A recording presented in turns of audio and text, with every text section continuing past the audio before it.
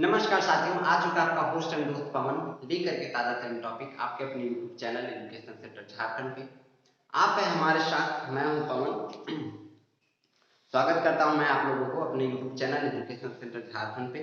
तो चलिए दोस्तों, आज जैसा कि आप लोगों को पता होगा कि सैटरडे है और सैटरडे को ओनली इंग्लिश का क्लास होता है। ठीक है, इंग्लिश का क्लास आज हम लोग करेंगे। बहुत दिन बाद इंग्लिश का क्लास हो रहा है ना। चलिए कोई बात नहीं, खैर थोड़ा सा मैं बिजी था, इसके वजह से इधर उधर। पर आज इंग्लिश का क्लास होगा और उसके बाद और कोई क्लास नहीं है, क्योंकि ओनली इंग्लिश का क्लास सिर्फ सैटरडे को होगा। संडे को क्लास सारा बंद रहेगा, जैसा कि आप लोगों को जानकारी है। फिर मंडे को हम लोग मिलेंगे। तो पहले से आप लोगों को हैप्पी संडे, अच्छे से पढ़िए और संडे को रिविजन सारा कर लीजिएगा, जितने भी मैंने आप लोगों को टॉपिक क्लियर करवाया है। और उसके बाद आप लोग मस्ती कीजिएगा, ठीक है। चलिए, तो आज का जो टॉपिक है वो हम लोग शुरू करते हैं। आज का टॉपिक हमारा है नरेशन। मैं आप लोगों के सामने हाजिर हो चुका हूं लेकर के नरेशन। नरेशन क्या है, नरेशन कहते किसे हैं, और नरेशन के कितने टाइप होते हैं। जिस नरेशन के टाइप होते हैं उसके भी कोई टाइप होते हैं क्या, नरेशन में कौन कौन से टेंस यूज होते हैं, मतलब ये तमाम जानकारी आज हम लोग नरेशन में पढ़ेंगे। ठीक है, चलिए तो हम लोग शुरू करते हैं। नरेशन जो है हमारा दोस्तों नैरेट वर्ब से बना है। किससे बना है? नैरेट वर्ब से। नैरेट वर्ब से किसका निर्माण हुआ है? नरेशन का। नरेट वर्ब का से किसका निर्माण हुआ है? नरेशन का। और नरेट वर्ब का शाब्दिक अर्थ है, जिसका अर्थ क्या है? कहना। क्या है अर्थ? कहना। ठीक है, इस प्रकार से जब नरेट वर्ब का शाब्दिक अर्थ कहना है, देन नरेशन का अर्थ हो जाएगा कथन। क्या हो जाएगा? कथन। तो आप लोग पूछिएगा, सर आपने ऐसे कैसे कह दिया कि नरेशन का शाब्दिक अर्थ कथन कहा जा सकता है। चलिए वो भी मैं आप लोगों को एक इसके डेफिनेशन से समझा देता हूं कि मैंने इसे कथन कैसे कहा। ठीक है, नरेट वर्ब से बना है जिसका शाब्दिक अर्थ कहना होता है। नरेशन का अर्थ क्या हो जाएगा? कथन। तो वो कैसे हुआ? जैसे मैं नरेशन का डेफिनेशन बता दूं। अगर किसी वक्ता के द्वारा, कोई स्पीकर है, अगर कोई स्पीकर है, स्पीकर मीन्स क्या होता है? वक्ता, कहने वाला, ठीक है, बोलने वाला। अगर एक स्पीकर के द्वारा, अगर एक स्पीकर है यानी एक वक्ता है, इसके द्वारा अगर कोई चीज बोला जा रहा है ना, और अगर एक लिसनर है यानी जो सुनने वाला है, ठीक है, अगर एक वक्ता के द्वारा कोई भी बातें कही जाए ना, एक वक्ता के द्वारा अगर बात कहा जाए और जब श्रोता किसी दूसरे से उसी बात को कहता है, कहने का अर्थ क्या है, ध्यान से सुनिएगा। अगर किसी स्पीकर के द्वारा कोई भी बात कहा जाए और श्रोता उस बात को सुन करके किसी दूसरे से कहता है, तो उसका कहना ही कथन कहलाता है, यानी नरेशन कहलाता है, यानी स्पीच कहलाता है। क्या कहलाता है? हम लोग यहाँ पे एक और लिख सकते हैं, speech. Narration SPEECH, speech means भी कथन होता है। क्या होता है? कथन। नरेशन या स्पीच मीन्स दोनों का मीनिंग सेम है। ठीक है, तो नरेशन का हम लोगों ने डेफिनेशन देखा। नरेशन का डेफिनेशन क्या हो जाएगा? जब किसी वक्ता के द्वारा, अगर किसी वक्ता के द्वारा कही गई बात को एक श्रोता किसी दूसरे से कहता है, तो उसका कहना ही कथन यानी नरेशन कहलाएगा। एक वक्ता के द्वारा कोई बात कहा जाए ना, कोई भी बात कहा जाए, और लिसनर यानी श्रोता जो रहेगा, सुनने वाला, उसके द्वारा उसी बात को किसी और से कहा जाए, तो उसी बात को कहना ही कथन कहलाता है, यानी नरेशन या स्पीच कहलाता है। ठीक है, ये तो हम लोगों ने देख लिया किसका डेफिनेशन? नरेशन का डेफिनेशन। लेकिन अब हम लोग क्या जानेंगे? नरेशन के बाद इसके टाइप भी होते हैं क्या, क्या इसके प्रकार भी होते हैं ना। तो दोस्तों इसके प्रकार होते हैं। कौन कौन से प्रकार होते हैं ये हम लोग देख लेंगे। नरेशन के टाइप कौन कौन से हैं ये देखेंगे। तो नरेशन के सिंपली दोस्तों दो टाइप होते हैं। कितने टाइप होते हैं? दो टाइप होते हैं। नरेट वर्ब से मिलकर के बना उसे क्या कहेंगे? नरेशन कहेंगे। ठीक है, नरेशन के अब हम लोग क्या पढ़ेंगे? टाइप, यानी टाइप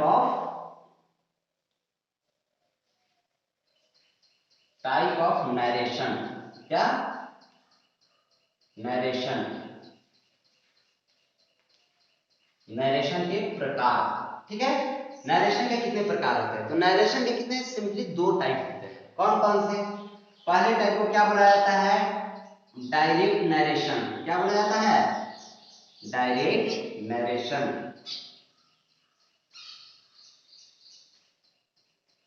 या स्पीच, ठीक है। डायरेक्ट नरेशन या डायरेक्ट स्पीच, ठीक है। ये तो हो गया मेरा पहला। दूसरे को क्या बोला जाता है? ये देखिए, इसको क्या बोला जाता है? Indirect speech. क्या? इनडायरेक्ट नरेशन या इनडायरेक्ट स्पीच ना। ये हो गए कौन कौन से? दो टाइप हो गए। कौन कौन से हो गए? तो पहले को बोलेंगे हम लोग डायरेक्ट नरेशन या डायरेक्ट स्पीच, और दूसरे को बोलेंगे इनडायरेक्ट नरेशन या इनडायरेक्ट स्पीच। डायरेक्ट नरेशन का हिंदी मीनिंग, यानी इसे हिंदी में क्या कहा जाता है? इसे हिंदी में और इसे हिंदी में, ये दोनों को हम लोग जानेंगे। तो डायरेक्ट नरेशन का हिंदी मीनिंग होता है प्रत्यक्ष कथन। क्या होता है? प्रत्यक्ष कथन।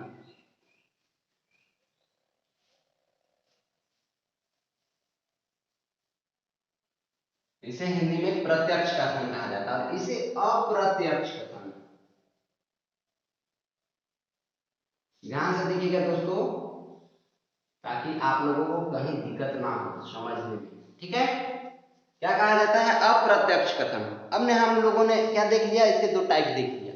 तो पहले हम लोग क्या करते हैं? पहले टाइप को डील करते हैं। किसे डील करते हैं? डायरेक्ट नरेशन को। उसके बाद हम लोग इनडायरेक्ट नरेशन को डील करेंगे।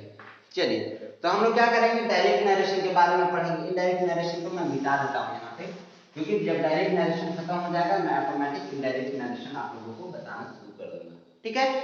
तो डायरेक्ट नरेशन का पहले हम लोग डेफिनेशन जानते हैं। डायरेक्ट नरेशन का डेफिनेशन क्या होता है? जब किसी वक्ता के द्वारा ना, अगर कोई एक वक्ता है, उस वक्ता के द्वारा कही गई बात को, कही गई जो बात वो रखेगा, उस बात को बिना किसी फेर बदल के ना, अगर एक वक्ता के द्वारा कोई बात कही गई है तो उसी बात को हूबहू बिना किसी फेर बदल के, बिना किसी परिवर्तन के उसी के शब्दों में कही जाए। जैसे अगर मैंने एक वर्ड बोला, जैसे वह गया या वह पटना गया, तो मेरे इसी भाषा में बिना किसी फेर बदल के, बिना किसी परिवर्तन के हूबहू किसी से इसी बात को कहा जाए, उसी के शब्दों में कहा जाए, मेरे ही शब्दों में कहा जाए, तो उसे डायरेक्ट नरेशन कहेंगे। सिंपल सा भाषा में मैं फिर से एक बार डेफिनेशन बता देता हूँ डायरेक्ट नरेशन का। डायरेक्ट नरेशन उसे कहते हैं जब किसी वक्ता के द्वारा किसी बात को हूबहू उसी के भाषा में बिना किसी परिवर्तन के बोला जाए, तो उसे डायरेक्ट नरेशन या डायरेक्ट स्पीच बोलेंगे, ठीक है। ये हमारा क्या हो गया? डायरेक्ट नरेशन या डायरेक्ट स्पीच का परिभाषा हो गया, यानी डेफिनेशन हो गया। अब इसी में कुछ वाक्य होते हैं, इस प्रकार के वाक्य में जो यूज किए जाते हैं, इस प्रकार के वाक्य में जो कथन दिए जाते हैं, उस कथन को इन्वर्टेड कॉमास के अंदर रखा जाता है। अब आप लोगों को लगेगा ये इन्वर्टेड कॉमास होता क्या है? तो चलिए हम लोग क्या करते हैं, इन्वर्टेड कॉमास के बारे में जानते हैं। ये जैसे कोई वाक्य इसमें लिखा हुआ है, डॉटेड लाइन से मैं दे दिया, और इसमें अगर कुछ इस तरह से दिया हुआ हो ना, बिंदु ऊपर से दिया हुआ हो, तो उसे क्या कहेंगे? इन्वर्टेड कॉमास कहेंगे। इसे क्या कहेंगे? इसको, ये सब मत देखिएगा, सिर्फ इसको, ये ये दो कॉमा दिया हुआ है, इसे इन्वर्टेड कॉमास बोला जाता है, ठीक है। अगर इसमें कोई वाक्य रहे ना, ठीक है, और इन्वर्टेड कॉमास के अंदर के वाक्य को, अगर इन्वर्टेड कॉमास के अंदर में कोई वाक्य है, जैसे यहाँ पे मैं लिख दिया पवन, यहाँ पे क्या लिख दिया मैंने? मान लेते हैं पवन लिख दिया, और इस इन्वर्टेड कॉमास के वाक्य के अंदर इस वाक्य को क्या कहा जाएगा? Reported speech. इस पूरे को क्या कहा जाएगा? Reported speech. ध्यान से देखिएगा दोस्तों, मैंने आप लोगों को बताया क्या? Direct narration. डायरेक्ट नरेशन के बाद मैंने बताया कि इसमें जो वाक्य रखा जाता है उसको इन्वर्टेड कॉमास के अंदर रखा जाता है, और उसी इन्वर्टेड कॉमास के अंदर जो वाक्य रहेगा उस वाक्य को रिपोर्टेड स्पीच बोला जाएगा। उसके बाद हम लोगों ने देखा कि उसी रिपोर्टेड स्पीच में क्या होता है, हम लोगों का रिपोर्टिंग वर्ब होता है। क्या होता है? रिपोर्टिंग वर्ब होता है, जिसे इन्वर्टेड कॉमास के मतलब पहले तो हम लोग जान लेते हैं रिपोर्टिंग साइड क्या होता है, ठीक है। क्या होता है, पहले हम लोग क्या जान लेते हैं, रिपोर्टिंग साइड होता है क्या होता है। पहले हम लोगों ने क्या जाना, रिपोर्टेड स्पीच, उसके बाद अब हम लोग जानेंगे रिपोर्टिंग साइड। तो रिपोर्टिंग साइड किसे कहेंगे, अगर इन्वर्टेड कॉमास के अंदर रहा तो रिपोर्टेड साइड बोला जाएगा, लेकिन इसी इन्वर्टेड कॉमास के बाहर अगर कोई वाक्य रहा तो इसे रिपोर्टिंग साइड कहा जाएगा। क्या कहा जाएगा, रिपोर्टिंग साइड कहा जाएगा। क्या कहा जाएगा, रिपोर्टिंग साइड कहा जाएगा, ठीक है। यानी हम लोगों ने देखा अगर इन्वर्टेड कॉमास के अंदर कोई वाक्य है तो उसे रिपोर्टिंग साइड, रिपोर्टेड स्पीच कहा जाएगा, और रिपोर्टिंग साइड किसे कहा जाएगा, अगर इन्वर्टेड कॉमास के बाहर कोई वर्ड है तो उसे रिपोर्टिंग साइड कहा जाएगा। और इसी रिपोर्टिंग साइड में ना वर्ब को, जैसे रिपोर्टिंग साइड के बाहर अगर जिसे कहते हैं उसमें अगर कोई वर्ब रहे, यहाँ पे जैसे मान लीजिए रीड रहा, क्या मान लीजिए रीड, तो रीड एक क्या है, वर्ब है। रीड एक वर्ब है, तो इसी वर्ब को रिपोर्टिंग वर्ब कहा जाता है। क्या कहा जाता है, रिपोर्टिंग वर्ब कहा जाएगा। क्या कहा जाएगा, रिपोर्टिंग वर्ब। ध्यान से देखिएगा, आप लोगों को समझने में अगर कहीं कंफ्यूजन होगा तो मैं फिर से एक बार बता देता हूं कि ध्यान से देखिएगा, मैं फिर से एक बार बताता हूं आप लोगों को, एकदम ध्यान से देखिएगा। यहाँ पे कंफ्यूजन लगता है, मुझे कुछ संतुष्ट नहीं हो रहा है, इसका मतलब आप लोग भी संतुष्ट नहीं, ठीक है। ये मैं पूरा मिटा देता हूं पहले, उसके बाद मैं बताता हूं। देखिए पहले तो जान लेते हैं इन्वर्टेड कॉमास क्या होता है। नरेशन के जो कथन होते हैं, सॉरी, नरेशन में जो वाक्य लिखा जाता है उसे इन्वर्टेड कॉमास के अंदर रखा जाता है। ये चीज तो आप लोगों ने देख लिया। अब इन्वर्टेड कॉमास क्या होता है, यहाँ पे जैसे दो कॉमा है, कोई वाक्य यहाँ पे लिखा हुआ है, तो इन दोनों जो कॉमा दिया हुआ है इसे इन्वर्टेड कॉमा कहा जाएगा, ठीक है। ये चीज आप लोगों ने समझ लिया। अब हम लोग देखेंगे कि इसी में रिपोर्टेड स्पीच क्या होता है, ठीक है। तो रिपोर्टेड स्पीच अगर इसमें कोई वाक्य लिखा हुआ, जैसे मान लेते हैं यहाँ पे क्या लिखा हुआ है, पवन, मान लेता हूं मैं, ऐसे ही यहाँ पे कुछ भी लिखा हुआ रह सकता है, जैसे मान लेता हूं मैं पवन, ये एक वाक्य है, इसमें ये लिखा हुआ है इन्वर्टेड कॉमा के अंदर, तो इसे क्या कहा जाएगा, रिपोर्टेड स्पीच कहा जाएगा। क्या कहा जाएगा, रिपोर्टेड स्पीच कहा जाएगा। ये तो हमारा हो गया रिपोर्टेड स्पीच। लेकिन अगर इन्वर्टेड कॉमा के बाहर अगर कोई सेंटेंस लिखा हुआ हो, जैसे ये इन्वर्टेड कॉमा है, इसके बाहर अगर कोई सेंटेंस लिखा हुआ हो तो उसे क्या बोलेंगे, तो उसे कहा जाएगा रिपोर्टिंग साइड। क्या कहा जाएगा, रिपोर्टिंग साइड। ये हमारा हो गया क्या, रिपोर्टिंग साइड। अब हम लोग देखेंगे इसी में रिपोर्टिंग साइड तो हो गया, लेकिन अगर इसी रिपोर्टिंग साइड में कोई वर्ब लिखा हुआ हो, जैसे मान लेते हैं हम लोग रीड, क्या मान लेते हैं, रीड। रीड क्या है, एक वर्ब है। अगर कोई वर्ब लिखा हुआ हो तो इसी वर्ब को रिपोर्टिंग वर्ब बोला जाएगा। क्या बोला जाएगा, रिपोर्टिंग वर्ब। समझ में आया, ध्यान से देखिएगा दोस्तों। रिपोर्टिंग वर्ब क्या होता था, रिपोर्टेड स्पीच क्या होता है, रिपोर्टिंग साइड क्या होता है, ये मैंने आप लोगों को सारा अच्छे तरीका से एकदम क्लियर करवा दिया। इन्वर्टेड कॉमा क्या होता है, ये सब अच्छे तरीका से मैंने आप लोगों को बता दिया। अब देखिए इसी में डायरेक्ट नरेशन में रिपोर्टिंग वर्ब में जो है सो प्रेजेंट टेंस, पास्ट टेंस और future tense.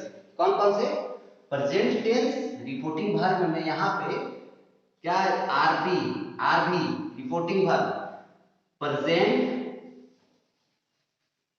Past and future, इन तीनों टेंस जो है सो इसमें रहता है। किसमें रहता है, नरेशन में, यानी कथन में। किसमें, तो डायरेक्ट नरेशन में। डायरेक्ट नरेशन में प्रेजेंट टेंस, पास्ट टेंस और फ्यूचर टेंस रिपोर्टिंग वर्ब के रूप में रह सकता है, ठीक है। ये चीज हम लोग जो है एक नोटेबल पॉइंट है, इसे नोट कर लीजिएगा अच्छे तरीका से। ये तो सारे नोटेबल ही है, बट इसे आप लोग ध्यान से याद रखिएगा। जैसे मैं एग्जाम्पल में ले लेता हूं, क्या हो जाएगा, राम कहता है, जैसे मैं एक एग्जाम्पल दिया, क्या हो जाएगा, राम कहता है ना। उसके बाद फिर मैंने ले लिया क्या, राम ने कहा, या फिर राम ने कहा, क्या, हाँ चलिए ठीक है, राम ने कहा। उसके बाद फिर क्या आ जाएगा, अगर हम लोग एक और सेंटेंस ले तो राम कहेगा, क्या हो जाएगा, राम कहेगा। इस तरह से कुछ सेंटेंस है। तो आप लोग ध्यान दीजिए कि कुछ आप लोगों को इसमें पता चल रहा है। क्या पता चलना चाहिए, ये पता चलना चाहिए कि आप लोग देखिए यहाँ पे ये प्रेजेंट टेंस का हो गया, ये पास्ट टेंस का हो गया और ये फ्यूचर टेंस का हो गया। कुछ ध्यान में आया, समझ में आया? देखिए तो ध्यान से, प्रेजेंट टेंस का कौन सा हो जाएगा, पास्ट टेंस का कौन सा हो जाएगा और फ्यूचर टेंस का कौन सा हो जाएगा। तो प्रेजेंट टेंस मेरा ये हो गया, जिसका इंग्लिश हम लोग लिख सकते हैं राम सेड, राम कहता है ना, राम कहता है। तो क्या आ जाएगा, प्रेजेंट टेंस राम सेज, ठीक है। उसके बाद ये किसका टेंस हो गया, प्रेजेंट, पीटी, प्रेजेंट टेंस। उसके बाद राम ने कहा, यानी राम सेड, क्या आ जाएगा, राम, 1 सेकेंड, चौक कहाँ है, हाँ, क्या आ जाएगा, राम ने कहा, यानी राम सेड। उसके बाद फिर हो जाएगा मेरा ये किसका हो गया, पास्ट टेंस, पीटी पीटी दो बार दिया हुआ है, कंफ्यूज मत होइएगा, प्रेजेंट टेंस ये है, पास्ट टेंस ये है। उसके बाद राम कहेगा, यानी राम विल से, क्या हो जाएगा, राम विल से, राम कहेगा, यानी ये किसका है, फ्यूचर टेंस, यानी एफटी। ध्यान में है, कुछ समझ में आया, अच्छे से दिख रहा है ना, मैं एक बार चेक कर लूं, अच्छे से दिख रहा है। चलिए क्या हो जाएगा यहाँ, राम विल सेज, यानी राम कहेगा, ये फ्यूचर टेंस का हो गया। ठीक है, हम लोगों ने देख लिया क्या क्या, पास्ट टेंस इसमें मैच किया, किसमें, राम कहता है, राम ने कहा, पास्ट टेंस राम कहता है, सॉरी प्रेजेंट टेंस, और राम कहेगा, Ram will say, future tense. ये तो हम लोगों ने डायरेक्ट नरेशन में पढ़ा। क्या पढ़ा, पास्ट टेंस, फ्यूचर टेंस और sorry present tense, past tense और फ्यूचर टेंस रिपोर्टिंग वर्ब के रूप में हमको डायरेक्ट नरेशन में मिलता है। ठीक है, ये तो हम लोगों ने देख लिया। अब हम लोग देखते हैं क्या डायरेक्ट नरेशन के भी कोई टाइप होते हैं क्या, यानी डायरेक्ट नरेशन का रिपोर्टेड स्पीच में ना, रिपोर्टेड स्पीच में हम लोगों को क्या क्या मिलता है, ये भी एक नोटेबल पॉइंट है। डायरेक्ट नरेशन का रिपोर्टेड स्पीच किसी भी टेंस के किसी भी रूप, यानी इंडेफिनिट, इम्परफेक्ट, परफेक्ट या परफेक्ट कंटिन्यूअस में रह सकता है। ये चीज भी आप लोगों को ध्यान रखना है। अब हम लोग देख लेते हैं डायरेक्ट नरेशन के वाक्य अर्थ के अनुसार 5 प्रकार के होते हैं। क्या होते हैं, डायरेक्ट नरेशन के वाक्य अर्थ के अनुसार 5 प्रकार के होते हैं। कौन कौन से होते हैं, तो हम लोग देखेंगे अभी कौन कौन से होते हैं डायरेक्ट नरेशन के टाइप, यानी वाक्य अर्थ के अनुसार कितने प्रकार के होते हैं। चलिए तो हम लोग वो देख लेते हैं ना, अच्छे तरीका से डील करेंगे अभी हम लोग। चलिए तो अब हम लोग क्या करते हैं, जान लेते हैं किसके बारे में, डायरेक्ट नरेशन के कितने टाइप होते हैं। डायरेक्ट नरेशन का वाक्य के अनुसार डायरेक्ट नरेशन के वाक्य अर्थ के अनुसार 5 प्रकार के होते हैं। पहले टाइप को क्या बोला जाता है, दूसरे टाइप को क्या बोला जाता है, तीसरे को क्या बोला जाता है, चौथे को क्या बोला जाता है, पांचवे को क्या बोला जाता है, ये देखिए। तो पहले को बोला जाता है असर्टिव, क्या बोला जाता है, असर्टिव। दूसरे को बोला जाता है, मेरा हम लोग जानते हैं, दूसरे को बोला जाता है इंट्रोगेटिव। क्या बोला जाता है, इंट्रोगेटिव। ठीक है, तीसरे को बोला जाता है, हम लोग जानेंगे किसके बारे में, इंपरेटिव। क्या, इंपरेटिव, तीसरे का नाम है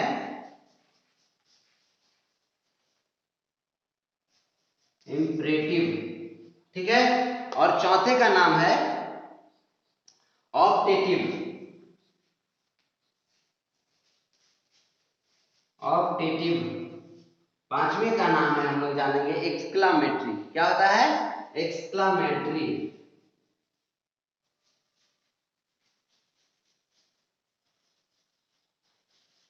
ये हमारा क्या हो गया, 5 टाइप हो गया। किसका हो गया 5 टाइप, तो डायरेक्ट नरेशन का। डायरेक्ट नरेशन का अर्थ का वाक्य के वाक्य अर्थ के अनुसार 5 प्रकार के होते हैं।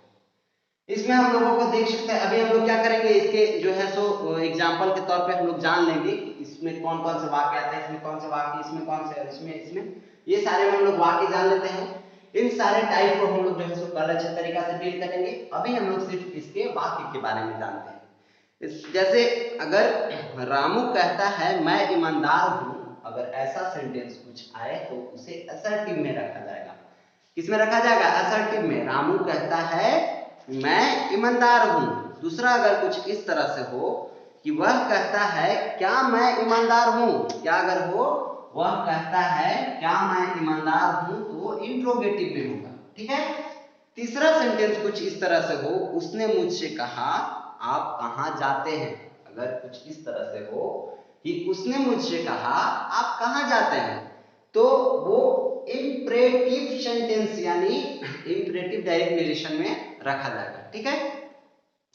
उसके बाद ऑप्टेटिव का कुछ इस तरह से एग्जांपल लिया जा सकता है कि मां कहती है भगवान तुम्हारी रक्षा करे। क्या हो जाएगा? मां कहती है भगवान तुम्हारी रक्षा करे, यानी ये हमारा ऑप्टेटिव सेंटेंस हो जाएगा। पांचवा टाइप हो जाएगा क्या? उसने कहा आहा मैंने मैच जीत लिया। एक्सक्लामेटरी का हम लोग सेंटेंस रख सकते हैं। उसने कहा आहा मैंने मैच जीत लिया, यानी मुझे खुशी हो रही है कि मैंने मैच जीत लिया है। ठीक है। ये तो हमारा हो गया सारा सेंटेंस, और ये हो गया हमारा वाक्य के जो डायरेक्ट नरेशन का वाक्य इसमें जो भी होते हैं वो अर्थ के अनुसार 5 वाक्य हो गए, 5 टाइप। ठीक है।